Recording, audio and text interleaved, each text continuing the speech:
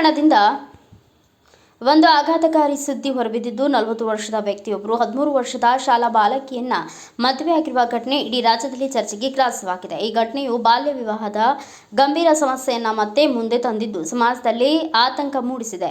ಈ ಸಮಗ್ರ ವರದಿಯು ಘಟನೆಯ ವಿವರಗಳನ್ನು, ಪೊಲೀಸರ ಕ್ರಮ ಮತ್ತು ಈ ಸಮಸ್ಯೆಯ ಗಂಭೀರತೆಯನ್ನು ಒಳಗೊಂಡಿದೆ. ಆಘಾತಕಾರಿ ಘಟನೆಯನ್ನ ತೆಲಂಗಾಣದ ರಂಗಾರೆಡ್ಡಿ ಜಿಲ್ಲೆಯಲ್ಲಿ ನಡೆದಿದ್ದು 40 ವರ್ಷದ ಶ್ರೀನಿವಾಸ್ ಗೌಡ ಎಂಬ ವ್ಯಕ್ತಿ 13 ವರ್ಷದ ಬಾಲಕಿಯೊಬ್ಬಳನ್ನ ಮದುವೆಯಾಗಿದ್ದಾನೆ. ಈ ಬಾಲಕಿ 8ನೇ ತರಗತಿಯಲ್ಲಿ ಓದುತ್ತಿದ್ದು ಮೇ 28ರಂದು ಈ ಮದುವೆ ನಡೆದಿದೆ. ಬಾಲಕಿ ತಾಯಿ ಮತ್ತು ಸಹೋದರನೊಂದಿಗೆ ವಾಸಿಸುತ್ತಿದ್ದ ಆಕೆಯನ್ನ ಮನೆ ಮಾಲೀಕ ಒತ್ತಾಯದ ಮೇರೆಗೆ ಈ ಮದುವೆಗೆ ಒಪ್ಪಿಸಲಾಗಿದೆ. ವಿವಾಹವು ಬಾಲಕಿಯ ಒಪ್ಪಿಗೆ ಇಲ್ಲದೆ ಮಧ್ಯವರ್ತಿಯೊಬ್ಬರ ಮೂಲಕ ನಡೆದಿದೆ. ಬಾಲಕಿ ತನ್ನ ಶಿಕ್ಷಕರಿಗೆ ಈ ವಿಷಯವನ್ನ ತಿಳಿಸಿದಾಗ ಘಟನೆ ಬೆಳಕಿಗೆ ಬಂದಿದೆ. ಶಿಕ್ಷಕರು ತಹಸೀಲ್ದಾರ್ ರಾಜೇಶ್ವರ್ ಮತ್ತು ಇನ್ಸ್ಪೆಕ್ಟರ್ ಪ್ರಸಾದ್ ಅವರಿಗೆ ಮಾಹಿತಿ ನೀಡಿದರು. ಇದರಿಂದಾಗಿ ಪೊಲೀಸರು ತಕ್ಷಣ ಕ್ರಮ ಕೈಗೊಂಡರು.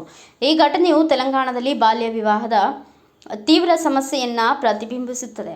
ಘಟನೆ ಬೆಳಕಿಗೆ ಬಂದ ಕೂಡಲೇ ಪೊಲೀಸರು ಬಾಲಕಿಯನ್ನ ಸುರಕ್ಷಿತವಾಗಿ ಸಖಿ ಕೇಂದ್ರಕ್ಕೆ ಸ್ಥಳಾಂತರಿಸಿದ್ದಾರೆ. ಜಿಲ್ಲಾ ಮಕ್ಕಳ ರಕ್ಷಣಾಧಿಕಾರಿ ಪ್ರವೀಣ್ ಕುಮಾರ್ ಅವರು ಆಕೆಯ ಕೌನ್ಸಿಲಿಂಗ್ ನಡೆಸುತ್ತಿದ್ದಾರೆ.